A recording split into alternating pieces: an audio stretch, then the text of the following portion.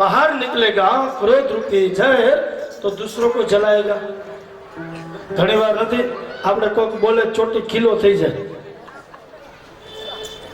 હવે આવા જેના મોઢામાંથી ઝેર નીકળે ને એ બીજાને બારતા જ હોય, બીજાને ક્યારે સુખ આપી શકે નહીં।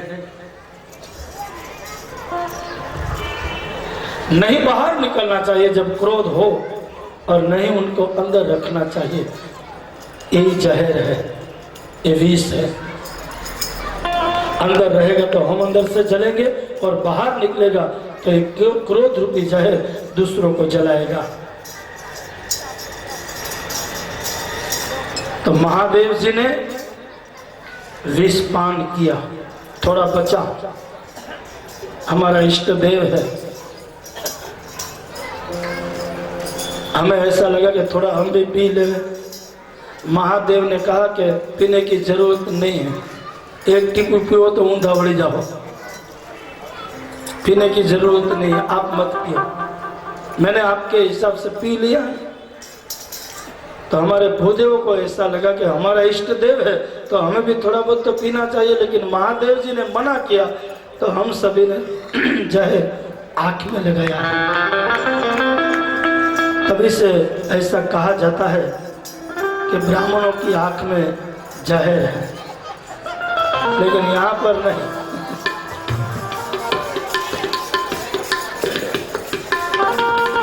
और थोड़ा जहर क्षत्रियों ने अपने इस छाती में लगाया। ये हाथ और छाती और क्षत्रियों का प्रमाण है। थोड़ा जहर वैश्य ने पिया तो वही उन्होंने पेट में लगाया, और शूद्रों ने जहर अपने पैर में लगाया। फिर बहुत सा वहाँ जहरीले सांप, बिच्छू, कान खजूरिया, ऐसे बहुत से जीवात्मा थे, उन्होंने भी थोड़ा थोड़ा लिया। किसी के दांत में जहर है, किसी के आंख में जहर है, किसी की पूंछड़ी में जहर है। ऐसे कई जीवात्मा है, कोई पैर वाले हैं, कोई बिना पैर वाले हैं, कोई 4 पैर वाले हैं, कोई 2 पैर वाले हैं। पिया और थोड़ा बहुत बच गया और जमीन पे गिरा दिया। तो कभी कभी देखो ऐसा पौधा भी होता है कि खा लेते हैं तो जहर जैसा लगता है। कोई झाड़ पान ने पिया। फिर वापस देवता आए और समुद्र मंथन किया। उसमें से उच्चैश्रवा नाम का घोड़ा निकला, राजा बलि लेकर गया। पुनः समुद्र मंथन किया, उसमें से ऐरावत नाम का हाथी निकला, वो इंद्र लेके गया। पुनः समुद्र मंथन किया, उनमें से कामधेनु गाय निकली, और सब ऋषियों मिलकर ले गए। पुनः समुद्र मंथन हुआ, उनमें से 5 जन्य नाम का शंख निकला, वो ले गए भगवान श्री कृष्ण। और उन्हीं समुद्र मंथन में से लक्ष्मी जी निकली, और लक्ष्मी जी ने वर मारा, प्रभु को पहनाई, और प्रभु की हुई। प्रभु की है और प्रभु की होगी, उनके ऊपर कोई हक जमा सकते नहीं, लक्ष्मी जी के ऊपर। और फिर अमृत निकला। अब अमृत पीने के लिए झगड़ा हुआ। देवता कहने लगे हम पी लेवे, और दानव कहने लगे कि हम पी लेवे। तो भगवान ने सुंदर सा मोहिनी स्वरूप धारण करके आए। इतना सुंदर स्वरूप कि जिन्होंने देखा वो उनके ऊपर मोहित हो गए, ऐसे मोहिनी स्वरूप। और जो जो स्वरूप के पीछे पड़े हैं ना, उनका पतन हुआ है। दैत्यों के हाथ में आया हुआ अमृत का कुंभ, दैत्यों के हाथ में आया हुआ अमृत का कलश। और जब देवता वो कहने लगे हम पीते हैं, और दानव कहने लगे कि हम पी ले, उसी समय पर भगवान ने मोहिनी रूप धारण करके उस देवताओं के पास आए और दैत्यों से कहने लगे अमृत मुझे दे दो, एक कुंभ मेरे हाथ से मैं आपको पिलाऊंगी। तो दैत्यों ने कहा एक तो सुंदर स्वरूप है और दूसरा इस स्त्री के हाथ से हम क्यों अमृत न पिए? हम जरूर अमृत पिएंगे। ऐसे दैत्यों ने कहा। तो एक और दैत्य बैठे हैं और एक और देव बैठे हैं। प्रभु उस अमृत का कलश लेकर आकाश पर विचरण करने लगे हैं। भारत के भूमि के ऊपर ऐसी 4 जगह है जहां अमृत के बूंद गिरे हैं। एक महाराष्ट्र में, नासिक में गोदावरी के किनारे पर अमृत का एक बूंद गिरा, वहां पर कुंभ मेला का आयोजन होता है। दूसरा उज्जैन में क्षिप्रा नदी के किनारे पर एक अमृत का बूंद गिरा, वहां पर भी कुंभ मेला का आयोजन होता है। हरि की पेटी हरिद्वार में जो हम देवभूमि मानते हैं, ऐसी देवभूमि पर एक अमृत का बूंद गिरा तो वहां पर भी कुंभ मेला का आयोजन होता है। और दूसरा चौथा, हम प्रयाग तीर्थों का जो राजा कहते हैं, ऐसा प्रयागराज में एक अमृत का बूंद गिरा, आज वहां पर भी कुंभ मेला का आयोजन होता है। और थोड़ा बहुत बचा वो प्रभु ने भागवत में डाला है कि आज अंबिका महिला मंडल के द्वार पर भी कुंभ मेला का आयोजन हुआ है। जहां पर भी भागवत की कथा हो वहां मेला है। सब मिलते हैं, सब जमा होते हैं, वो मेला है। कहाँ भक्ति का मेला होता है, कहाँ भजन का मेला होता है, कहाँ स्वाध्याय का मेला होता है। लोग जमा हुए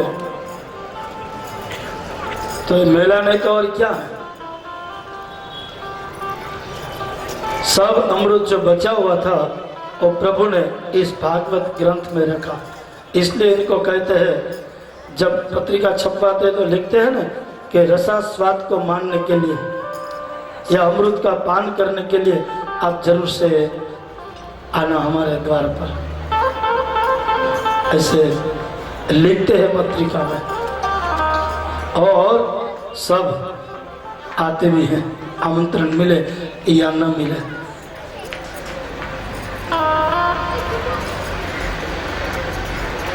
तो ऐसे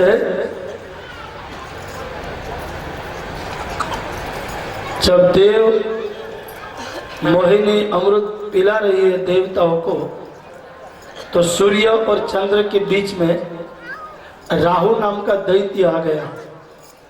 चंद्र और सूर्य प्रभु से कहने लगे, ये तो दैत्य है, ये जहर पी लेगा तो अमर हो जाएगा। प्रभु ने सुदर्शन चक्र से राहु का सिर छेदन कर दिया। तभी राहु ने कहा सूर्य और चंद्र से कि मैं इतना आपको तकलीफ दूंगा कि आप इतने प्रकाश देते हो, लेकिन एक क्षण के लिए आप क्षणिक हो जाओगे। तभी से सूर्य ग्रहण और चंद्र ग्रहण होता है। अमावस्या के दिन सूर्य ग्रहण और पूर्णिमा के दिन चंद्र ग्रहण होता है। उस समय सूर्य और चंद्र को बहुत ही तकलीफ होती है। इसलिए शास्त्र में कहा है कि जब ग्रहण की बेला हो तभी हमारे इष्ट देव का जाप जपना चाहिए, उनका स्मरण करना चाहिए या उनका चिंतन करना चाहिए। उससे हमारे परिवार में सुख शांति और समृद्धि होगी। भजन हम करेंगे, खुश हो जाएंगे सूर्य और चंद्र, इतना उनको तकलीफ कम होगी।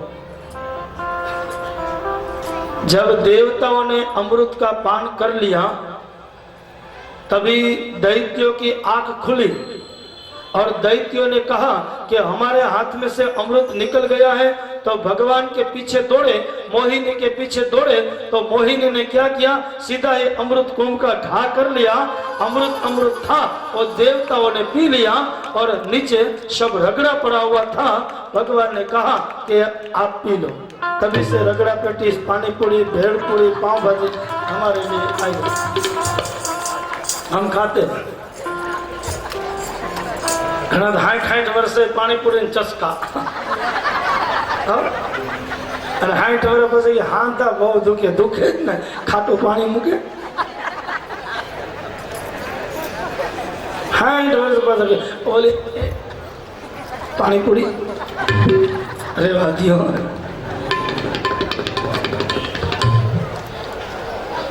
तो बाप अमरूद जहां पर है उनका पान करने के लिए, उनको पाने के लिए जब प्रभु की कृपा हो तो हम वहां पर चले जाते हैं और यहां पर आकर बैठे हैं तो हमारे ऊपर कहीं न कहीं प्रभु की करुणा है, प्रभु की कृपा है कि हम यहाँ पर अमृत का पान कर रहे हैं, हम इस रसास्वाद का पान कर रहे हैं, इनको चाख रहे हैं। फिर बलि ने कहा, शुक्राचार्य जो दैत्यों के गुरु जी हैं, उनको कहा कि पुनः हमें स्वर्ग का राज चाहिए तो हमें क्या करना चाहिए।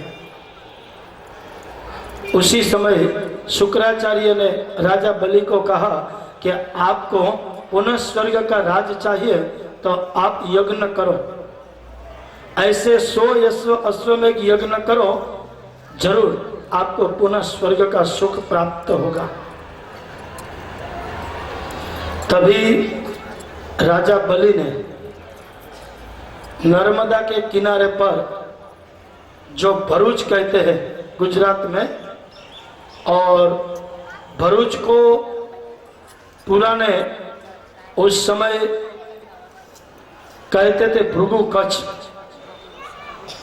और इस भृगु कच्छ के मां नर्मदा के किनारे पर बलि महाराज स्वर्ग जैसे सुख को पाने के लिए, स्वर्ग जैसी संपत्ति को पाने के लिए वो यज्ञ कर रहे हैं। 9वां यज्ञ बिना विघ्न से पूरा हुआ, लेकिन जब 100वां यज्ञ का प्रारंभ हुआ तो थोड़ा अभिमान आ गया, थोड़ा अहंकार आ गया। तो अहंकार से जैसे यज्ञ किया, उस यज्ञ में कभी सफलता नहीं मिलती है, कहीं न कहीं उसमें विघ्न आता है। भागवत में ऐसी 2 कथा है। एक दक्ष प्रजापति ने यज्ञ किया तो दक्ष प्रजापति ने शत्रु भाव से, द्वेष भाव से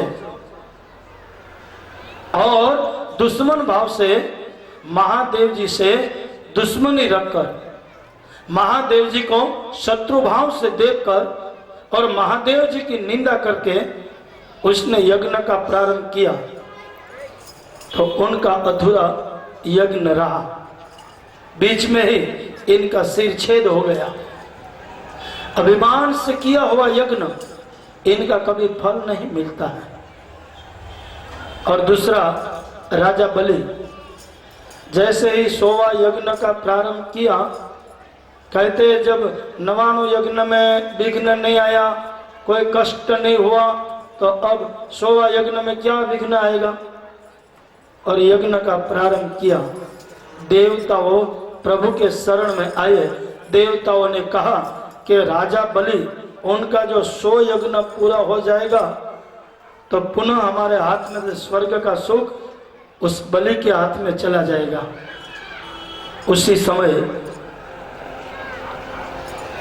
भगवान ने कहा कि आप चिंता मत करो, आज दिन तक आप सभी की रक्षा करते आया हूं और आप सभी की रक्षा करता रहूंगा, क्योंकि आप मुझे प्यारे हो, मैं आपको प्यारा हूं, और आप मुझे प्रेम करते हैं, मैं आपसे प्रेम करता हूं, तो आपका ख्याल रखना वो भी मेरी फर्ज है। तो आप चिंता मत करो। मैं कश्यप और अदिति के द्वार पर वामन स्वरूप में प्रकट होने के लिए जाऊंगा। मेरा छोटा सा स्वरूप होगा और बहुत लीला नहीं होगी। जैसे ही मैं अदिति और कश्यप के द्वार पर प्रकट होगा, वैसे ही यज्ञोपवीत संस्कार करने के बाद राजा बलि के पास जाऊंगा और 3 पैर मैं पृथ्वी दान में मांगूंगा। मेरी बहुत सी लीला नहीं होगी, लेकिन जिनको मेरा दर्शन करना है वामन स्वरूप का, आप अदिति और कश्यप के द्वार पर जाना। और भागवत में कहा है कि शादी होने के बाद 3 साल, 5 साल, 8 साल, 10 साल, 15 साल जब बीत जाती हो और कोई संतान न होता हो, हम बहुत डॉक्टर के पास जाकर दवा लेते हैं, लेकिन संतान सुख न हो, उस समय भागवत में 8वें स्कंद में महाराज कश्यप ने जो अदिति को व्रत किया है, उस व्रत का नाम है पयोव्रत। और इस पयोव्रत को श्रद्धा से, भक्ति से और भावना से करें तो आज भी उस व्रत का फल हमें जरूर प्राप्त होता है। भागवत में इस व्रत को कहा है पयोव्रत। और इस पयोव्रत में खाली खीर खानी चाहिए दिन में 1 बार। फागुन मास के शुक्ल पक्ष में एकम के दिन, प्रतिपदा के दिन इस व्रत को शुरू करना और फाल्गुन मास के शुक्ल पक्ष को द्वादशी इस व्रत का समापन करना। इस तरह से किया हुआ व्रत 12 दिन तक ओम नमो भगवते वासुदेवाय इनका जाप जपना चाहिए। और 12 दिन तक किसी का घर का खाना नहीं खाना चाहिए। उसमें खास एकादशा, द्वादशा, त्रयोदशा श्राद्ध हो, उनके वहाँ खाना नहीं खाना चाहिए। जिनका श्रीमंत का मुहूर्त हो, उनके घर का खाना नहीं खाना चाहिए। और जिनका वास्तु, नया घर का वास्तु पूजा हो, वहाँ खाना नहीं खाना चाहिए। ऐसी जो परहेजी रखकर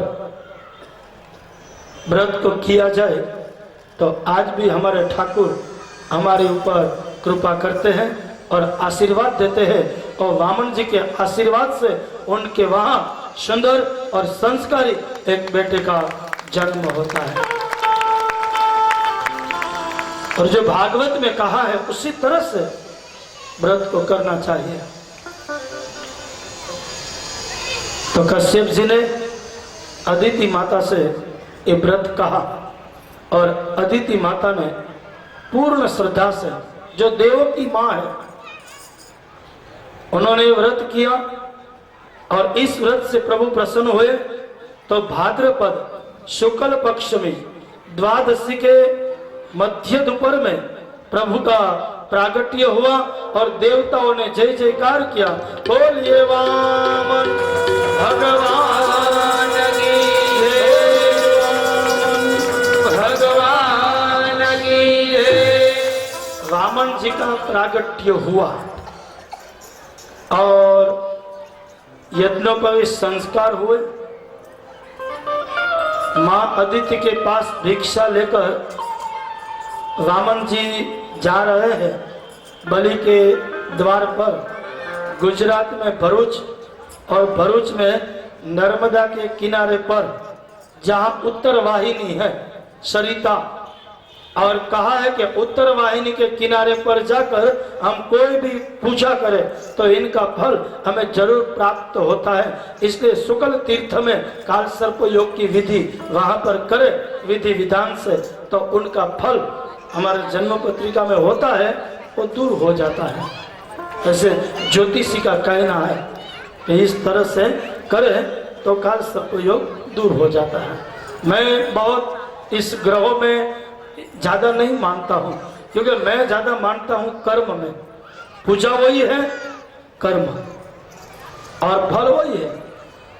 हमारे पास 100 बीघा जमीन है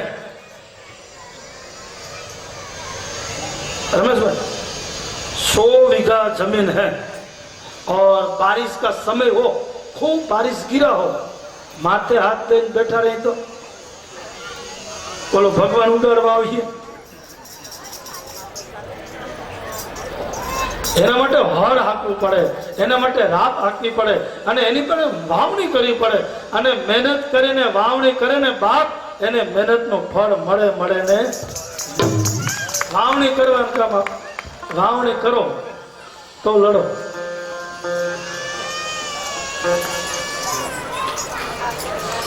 इसलिए कहा है कि कर्म ही प्रधान है।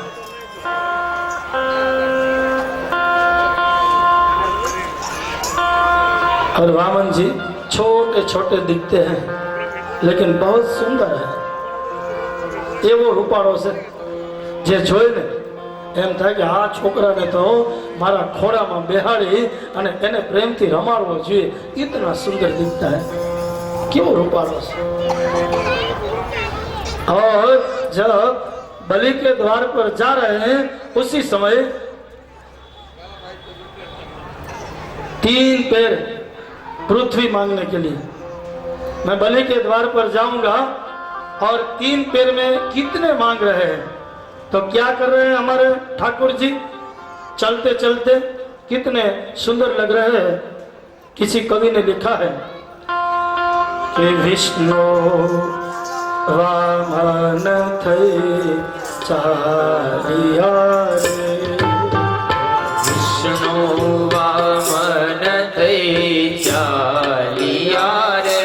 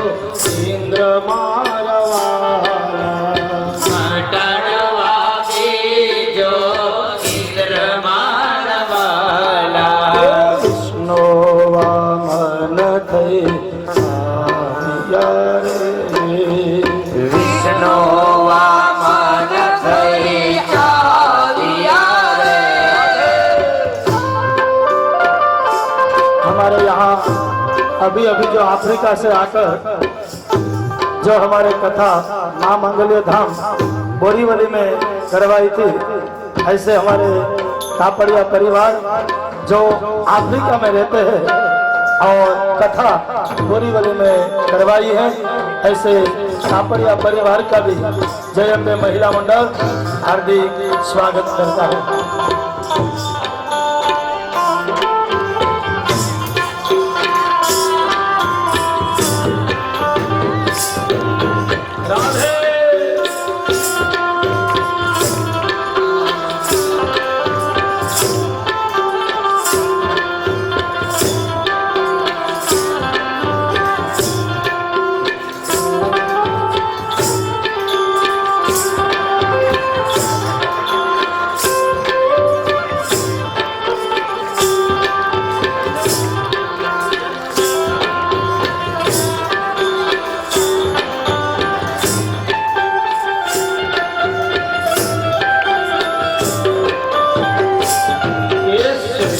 छत्र सिर पर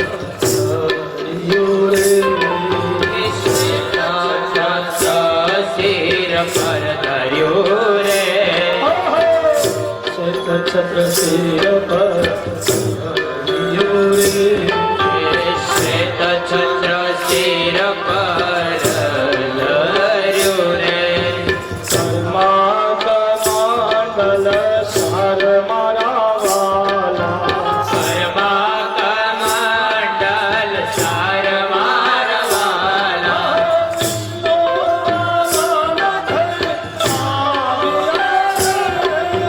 कृष्ण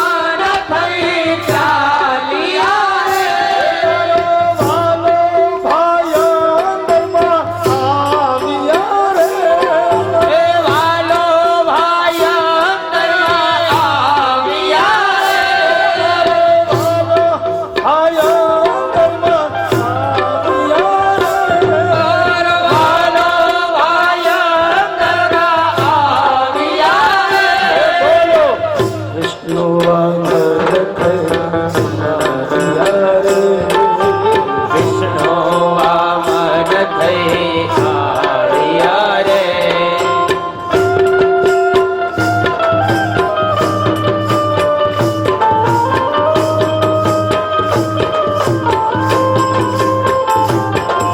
જોકે એ છત્રી સફેદ હતી.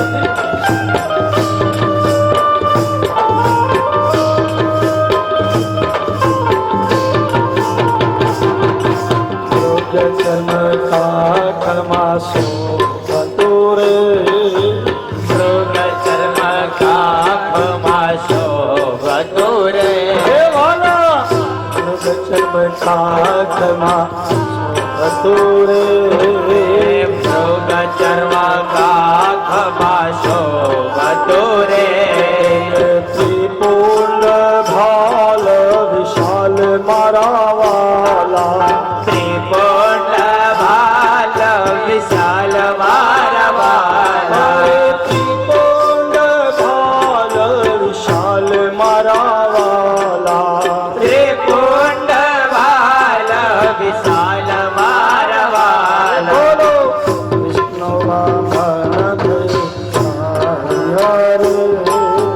વિષ્ણુ વામન થઈ આવ્યા રે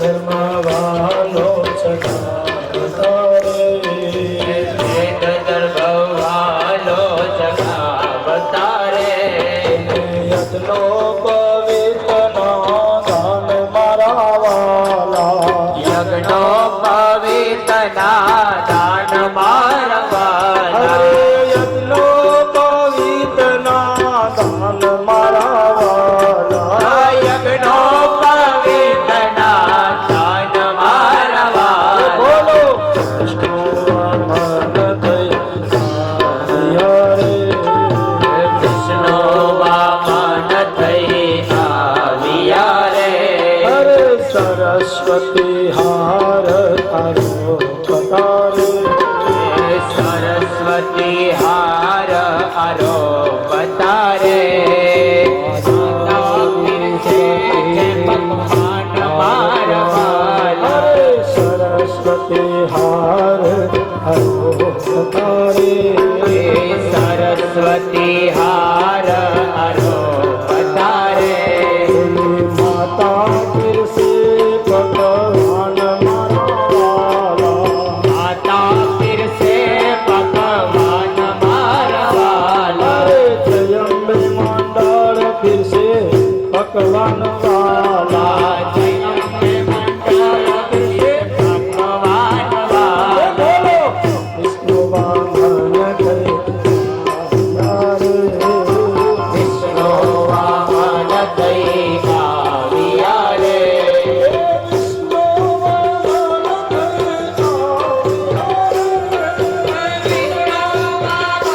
થઈ આવ્યા રે.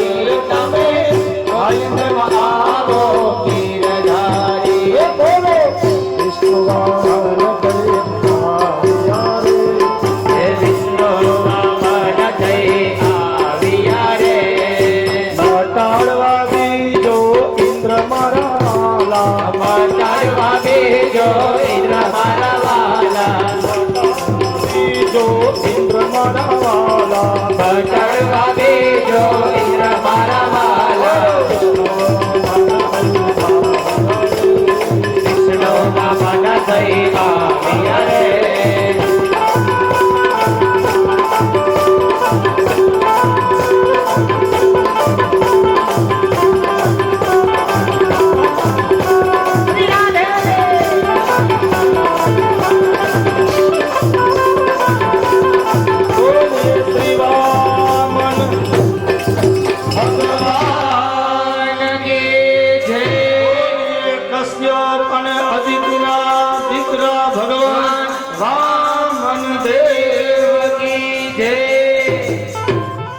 बात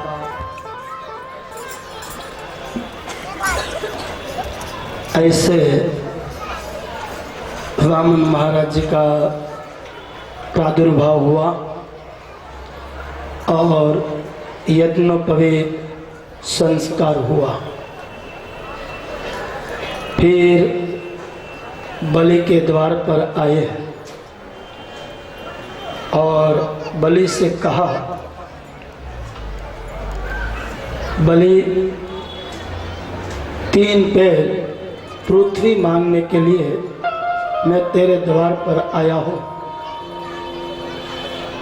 जैसे ही बलि के द्वार पर जा रहे थे तो सबसे पहले बलि महाराज की बेटी रत्नमाला और रत्नमाला ने इस बालक को देखा,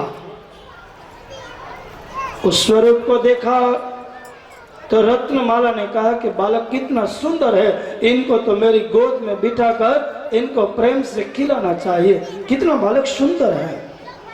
तो भगवान ने कहा कि रत्नमाला इस जन्म में तो तेरी इच्छा पूरी नहीं होगी, लेकिन समय आवेगो तब देखो जावेगो।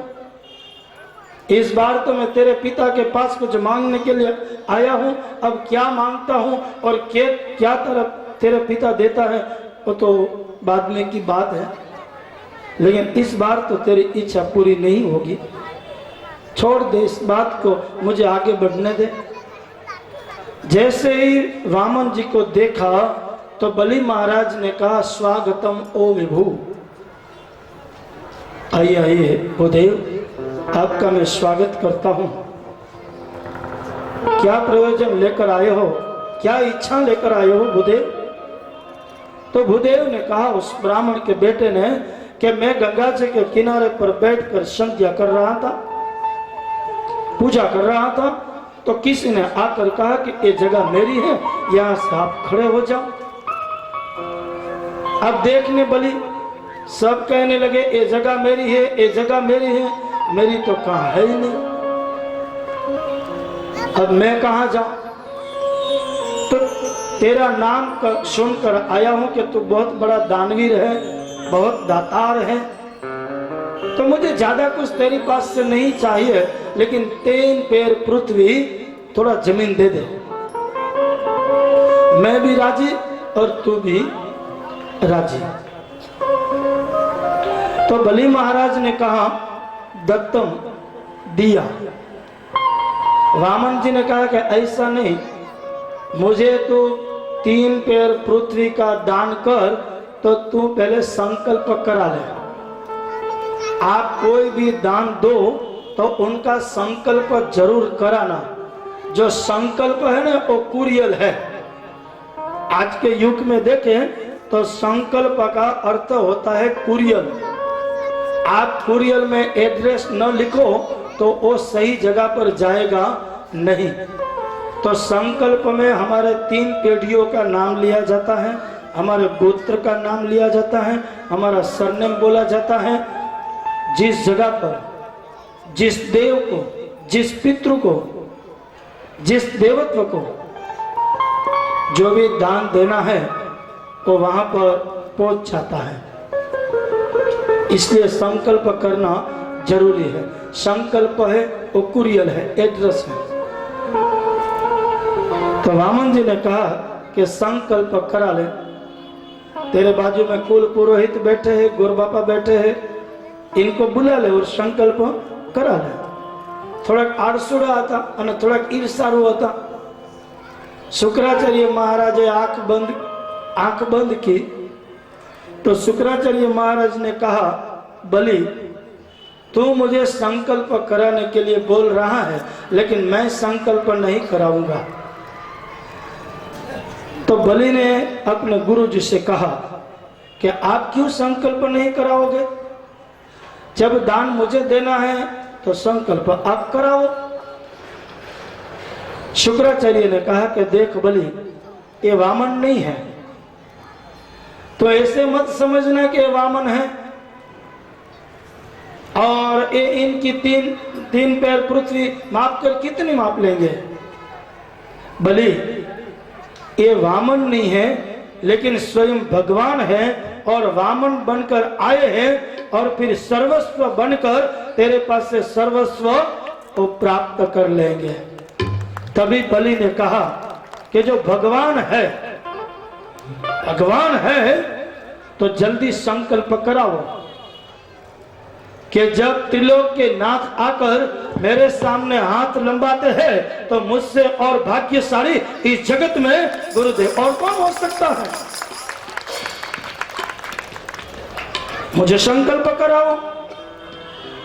मेरे प्रभु है तो मैं कितना भाग्यशाली हूं कि जगत जिनके पास जाकर मांगता है और जगत का नाथ मेरे पास आकर मांग रहा है, उससे भाग्यशाली और मैं क्या हो सकता हूं? जगत को कोई कष्ट होता है, जगत को कोई तकलीफ होती है तो जगत इनके शरण में जाकर कहते हैं मुझे कुछ दो, मुझे कुछ दो। और आज जगत का नाथ मेरे पास आकर कहा कि 3 पैर पृथ्वी दो, उससे बढ़कर और क्या होना चाहिए? इसलिए मैं खुश हूं, मैं बहुत राजी हूं। गुरुदेव आप संकल्प कराइए। तो गुरुदेव ने मना कर दी, मैं तो नहीं कराऊंगा। फिर वामन जी ने कहा कि मैं अभी वाराणसी और रमेश भाई की विद्यालय में पढ़कर आया हूँ। जैसे हमारे नरेश भाई आए, खूब तालियों से। और मेरे रोम रोम में भागवत के श्लोक है, वेद के मंत्र है। तेरे गुरुजी संकल्प नहीं करा रहे तो चिंता मत कर, मैं कराता हूँ। बलि संकल्प तो मुझे भी आना आता है और दान मुझे लेना है तो संकल्प मैं ही कराऊं। क्यों मैं तीसरे को कहूं? आए ले ले हाथ में पानी। और जैसे ही बलि राजा हाथ में पानी डालने के लिए जाते हैं, उन्होंने लोटी नो जो नारचू है ने एमा घणो कचरो हलवाई गयो। फिर वामन जी ने बलि से कहा कि अरे बलि, कचरा बहुत बड़ा है, अब तू कहे ऐसा करे, इस कचरे का क्या किया जाए? मार दिया जाए या फिर? मैं आपको पूछ रहा हूं क्या किया जाए?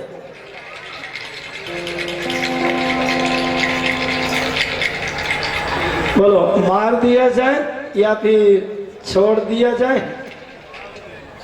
अरे बलि, कचरा बहुत बड़ा है, संकल्प नहीं हो रहा है।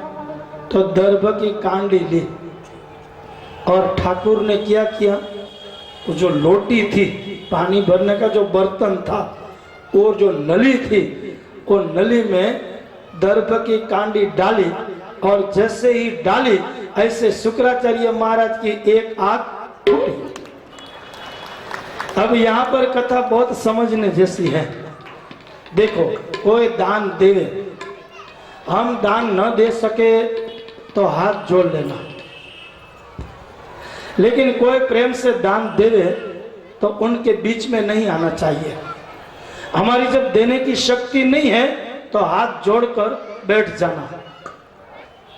लेकिन कोई दान देता है और जो बीच में आवे तो जो हालत शुक्राचार्य जी की वो हमारे ठाकुर हमारी हालत कर देते हैं। હવે એને તો દર્ભની કાંડી લઈને કે મારવા કે આંખ ફોડવા આવવાની જરૂર નથી। એ તો यहाँ બેઠો બેઠો હાથ હલાવે અને તરત જ આપણી આંખો फूटी जाए। आंख अच्छी है, दी है तो कोई दान देता है उनको प्रेम से देखना,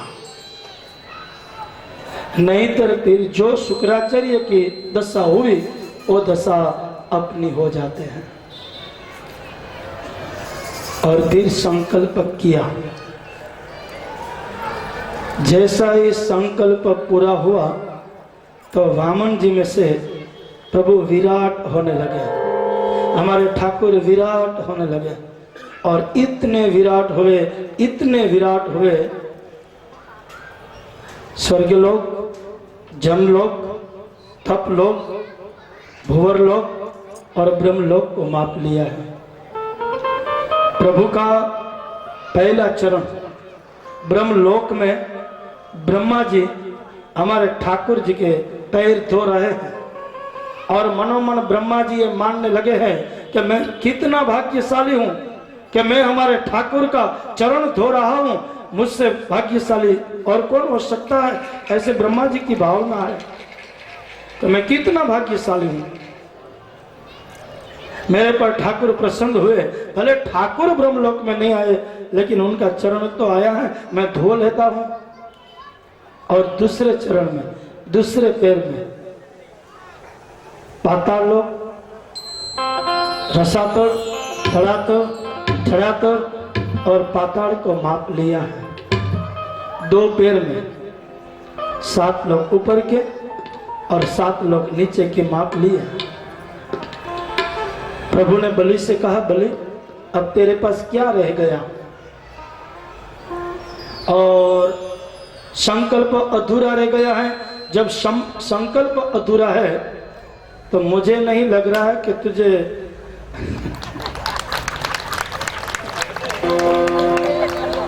इसका फल मिले। बोलो एनो वाक नथी, 2 वाग्याना बंधाणा। वामन जी बढ़िया है ना, ठीक हो ना।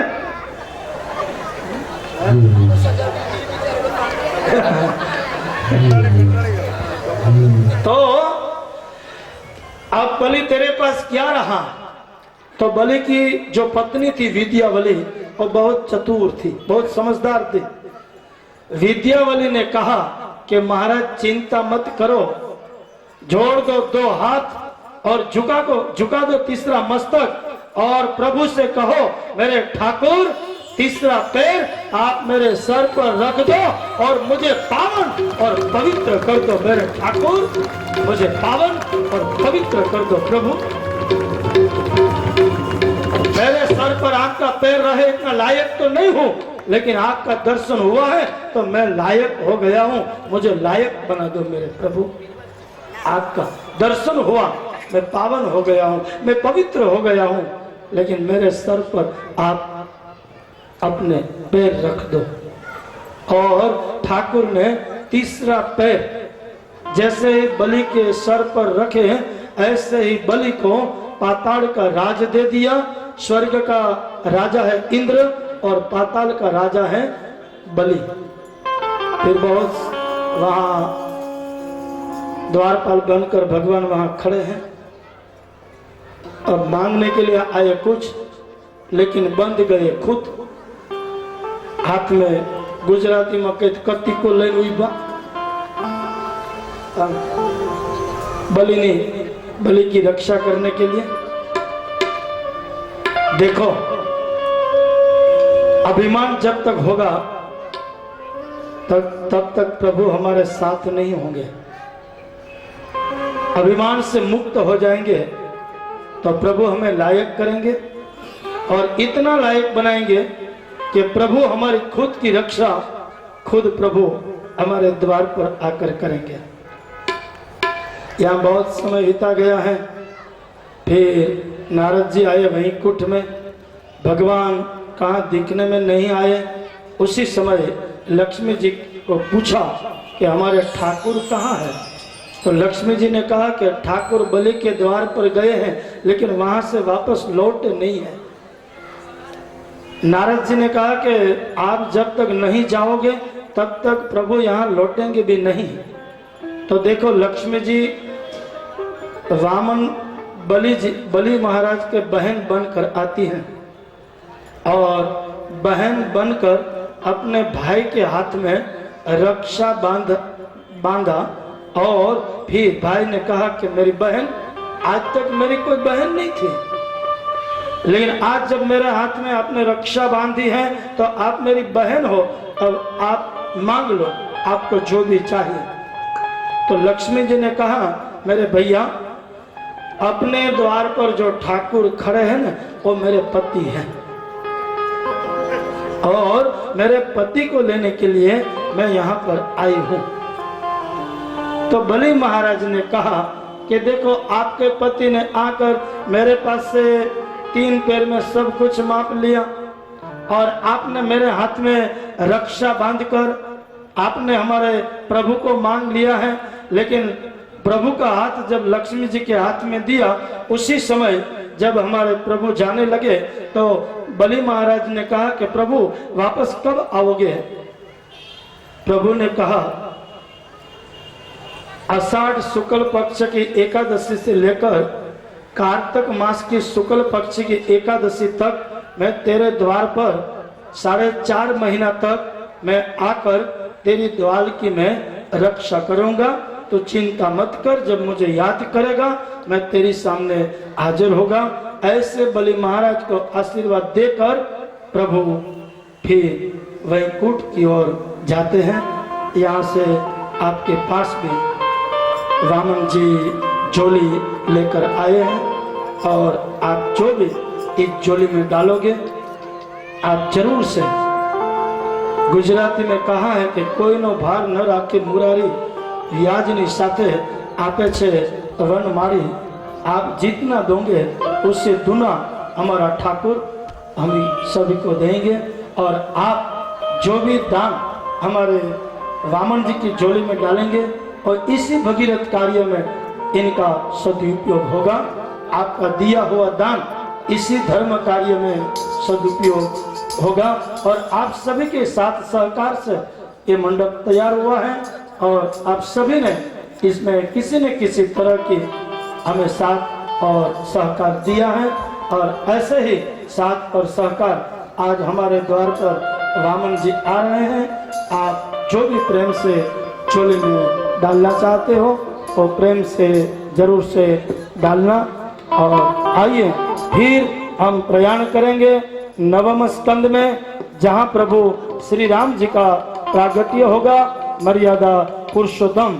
तो अष्टम स्कंद को यहाँ विराम करते हुए नवम स्कंद में हम प्रवेश करते हैं। उनके पहले राज राम राम राम सीता राम राम राम, राम राम राम सीता राम राम राम। इस पावन पटांगण में डॉक्टर राजेश गुप्ता जी आए हुए हैं, खूब तालियों से उनका स्वागत कीजिए। डॉक्टर राजेश गुप्ता। और मैं रमेश भाई से भी विजयराज कहूँगा कि रमेश भाई आप भी आइए। मेहता परिवार का बहुत ही बड़ा साथ और सहकार है। भाईगढ़ की भूमि पर जब जब इस यज्ञ का आयोजन करते हैं उस समय मेहता परिवार हो या सुदामा बिल्लर के हमारे थोड़ा परिवार हो, वजू भाई, तो उसने भी मुझे कहा कि मेरे जैसे कोई भी सेवा हो तो आप जरूर से मुझे कहना।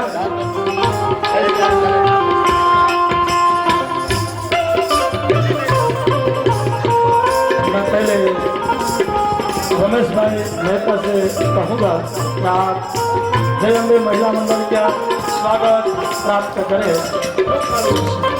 और डॉक्टर राजेश गुप्ता जी से कहूँगा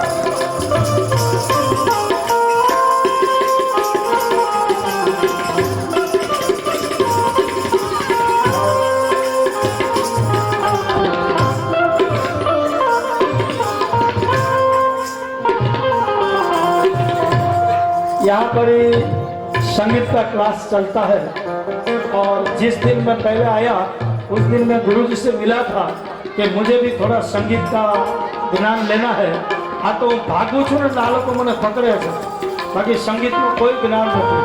लेकिन ऐसे गुरु जी के पास से जब संगीत का ज्ञान प्राप्त होता है और मुझे ऐसा लगता है कि अगली बार हमारे संगीत साथियों का उतारा भी आपके ही क्लास में था, तो उनका भी जयम्बे महिला मंडल और वो भी मातृ परिवार है।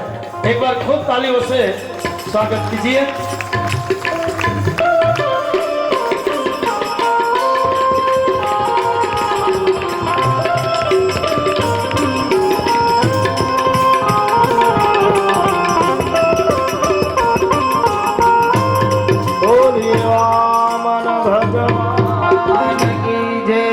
अभी हम रामायण में प्रवेश करेंगे। संक्षिप्त में बहुत नहीं अंदर जाएंगे क्योंकि रामायण तो 9 दिन की है और हमें तो 1 घंटे में पूरी करनी है और अब हमारे पास 1 घंटा भी कहाँ रह गया है। हमें तो गोकुल में प्रवेश करना है। फिर भी आइए भाव से थोड़ी देर रामायण में कुछ पंक्तियाँ लेकर अपनी वाणी को पवित्र करने के लिए जा रहा हूँ। तो 9वें स्कंद में अज हुए, इसमें राजा खटवांग हुए। खटवांग के राजा भगीरथ हुए, जिन्होंने गंगा जी इस पृथ्वी पर लाए और हम सभी को पावन किया। भगीरथ राजा के वहाँ सौदास हुए और सौदास के वहाँ अज हुए, अज के वहाँ नाभाग हुए, नाभाग के वहाँ दीपक हुए और दीपक के वहाँ महाराज दशरथ हुए। दशरथ महाराज को 3 रानियां हैं, सुमित्रा, कैकेयी और कौशल्या। 3 में से एक भी रानी को कोई संतान नहीं है। संतान की प्राप्ति के लिए महाराज दशरथ आए वशिष्ठ जी के आश्रम में और कहा कि मेरे वहाँ संतान हो, ऐसे आप आशीर्वाद दो। उसी समय हमारे वशिष्ठ जी ने कहा कि आप पुत्र कामेष्टि यज्ञ करो और पुत्र कामेष्टि यज्ञ आप करेंगे तो जरूर आपके वहाँ पुत्र रत्न प्राप्त होगा। महाराज दशरथ जी ने पुत्र कामेष्टि यज्ञ किया और जैसे ही पुत्र कामेष्टि यज्ञ किया तो अग्नि नारायण प्रसन्न हुए और खीर का प्रसाद दशरथ जी के हाथ में दिया। महाराज दशरथ ने 3 रानियों के बहस दिया। कई थोड़ी अभिमान थी, एक स्वरूप का अभिमान था, दूसरा महाराज दशरथ उनसे बहुत प्रेम करते थे, वो थोड़ा अहंकार था, और तीसरा कई देश से आई थी तो बहुत सारा दाइजा लेकर आई थी, थोड़ा उनका अभिमान था। प्रसाद लिया नहीं और ऐसे ही रख दिया। तभी एक पक्षी, शंबड़ी नाम के एक पक्षी आकर उस प्रसाद को ले गए। अंजनी माता जहां पर तपस्या कर रहे थे उनके मुख में प्रसाद गिरी तो अंजनी माता ने उस प्रसाद को पाया और जैसे ही प्रसाद लिया ऐसे ही उनके कुख से हनुमान जी महाराज का प्रागट्य हुआ और देवताओं ने जय जयकार किया। बोलिए हनुमान महाराज की जय, हनुमान जी महाराज की जय। कल हनुमान चालीसा बोले थे, आज बहुत नहीं, लेकिन हनुमान जी महाराज का प्रागट्य हुआ इसलिए 2 कड़ी में बोल रहा हूँ, बहुत ज्यादा नहीं जाऊंगा, लेकिन 2-4 कड़ी के जय हनुमान ज्ञान गुण सागर, जय कपि हो लोक उजाड़, राम जगत नित बल धामा, सुंदर कोट पवन सुत नामा, महावीर विक्रम बजरंगी, सुमति निवार सुमति के संगी, कंचन बरन विराज विवेक, आनंद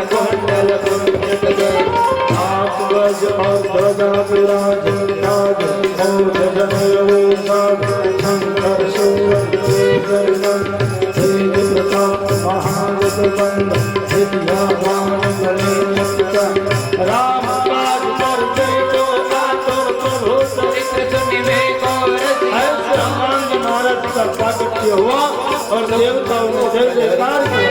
बोल हनुमान जी महाराज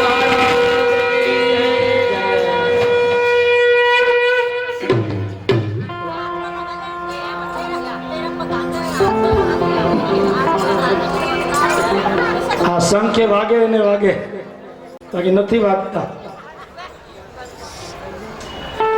એક ભાઈ ડોક્ટરની પાસે ગયા, દવા આપી, પછી ડોક્ટરને કીધું કે પરેજી કેની પાડવી, તો કે હંક ન વગાડવો। ધીરે ધીરે લાઈટ થશે।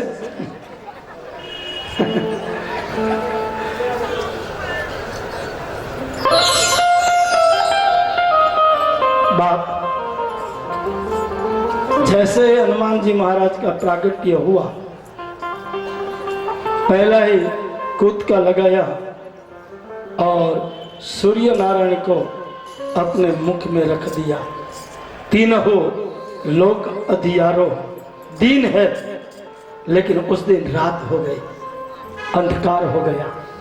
देवताओं ने प्रार्थना की, हनुमान जी महाराज ने सूर्य को बाहर निकाला, फिर प्रकाश हुआ। सभी ने आशीर्वाद दिए और कुछ साधन दिए, किसी ने गदा दी, किसी के उड़ने की स्मरण शक्ति दी। हनुमान जी महाराज का ऐसा वरदान देवताओं ने दिए। पूरी हनुमान चालीसा पढ़े तो कैसी भी शनि की पनौती है उनमें उस दुख में से मुक्त हो जाता है। पूरी हनुमान चालीसा पढ़ने का समय न मिले तो खाली राम रसायन तुम्हारे पासा, सदा रहो रघुपति के दासा। या भूत पिशाच निकट नहीं आवे, कोई भी एक हनुमान चालीसा की हम कड़ी ले लेवे और हम बोले तो अष्ट सिद्धि नवनिधि के दाता आज भी सिद्धि प्राप्ति हमें होती है। फिर थोड़ा प्रसाद सुमित्रा और कौशल्या ने कई को दिया। कौशल्या और कई ने, सभी तीनों रानियों ने इस प्रसाद ग्रहण किया और फिर तो पंच आप जो पंच वो थे, फिर प्रभु सुंदर चैत्र मास शुक्ल पक्ष की नवमी तिथि है। नवमी तिथि मधुमास पुनीता, नवमी तिथि मधुमास पुनीता, शुक्ल पक्ष अभिजित हरितेता, शुक्ल पक्ष अभिजित हरिप्रीता, मध्य दिवस अति शीतल धामा, मध्य दिवस अति शीतल धामा, पावन काल लोकेश्वरा, पावन काल लोक विश्रामा, शीतल मंद सुरविवहु नामा, शीतल मंद सुरभिवहु रामे, हरषित सुर संतन चारु। हर्षित सुर नवमी तिथि चैत्र मास, इतना धूप है लेकिन आज हमारे ठाकुर का प्रागट्य हो रहा है, इसलिए सूर्य नारायण भी शीतल हुए, प्रसन्न हुए। आज शीतलता दे रहे सभी को। अवध में नहीं किसी को ताप और अवध में नहीं किसी को संताप, क्योंकि आज हमारे ठाकुर का प्रागट्य होने वाला है, इसलिए नहीं है साप और नहीं है संताप।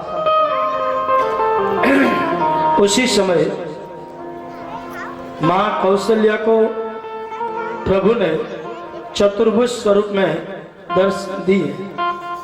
तो माँ कौशल्या जी ने प्रार्थना की कि प्रभु चतुर्भुज स्वरूप आपका अंतर ध्यान कर दो और 2 पैर वाले 2 हाथ वाले बनकर आप मेरी कुख से प्रकट हो जाओ, ऐसी मेरी प्रार्थना है प्रभु। तो माँ कौशल्या अवध के राजमहल में प्रभु की प्रार्थना कर रही है, प्रभु की स्तुति कर रही है कि भाई प्रगट कृपाला दीन दयाला कौशल्या हितैषा। हर्षित महतारी मुनि मनहारी अद्भुत रूप विचारी।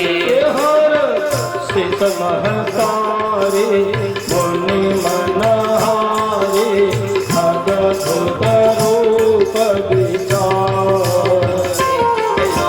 जन अभिरामा तनु घनश्यामा निज आयुध भुज सहारे।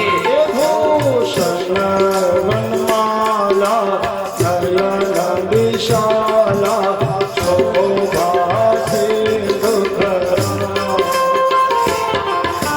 तुये कर जोरे स्तुति चोरे विधि करो अनंता। दया कर जोरे स्तुति तोरे विधि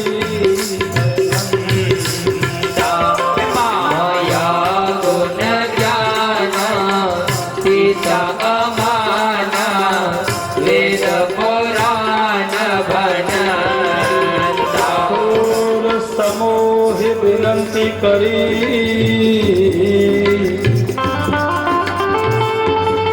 अने पहुँचे निज निज धाम। जग निवास प्रभु प्रगटे अखिल लोक विश्राम। ये भाई जगत की काला दीन दयाला कौशल्या हितकारी। हर्षित महतारी मुनि मनहारी अद्भुत रूप विचारी। ये करुणा सुख सागर शब्द गुण आगर हे गावहि श्रुति संग। सो मम हित लागी जन अनुरागी भयो प्रकट श्रीकांता। ब्रह्मालनिताया निर्मित माया रोम रोम प्रकृति। मम उरसोवासी यः उपहासी सुरत धीर मति धीर नर है। विप्रधेनु सुरसंतहित लिन्ह मनुज अवतार। निज इच्छा निर्मित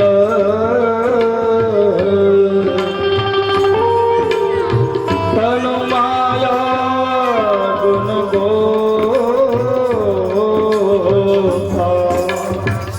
ये भय जगत कृपा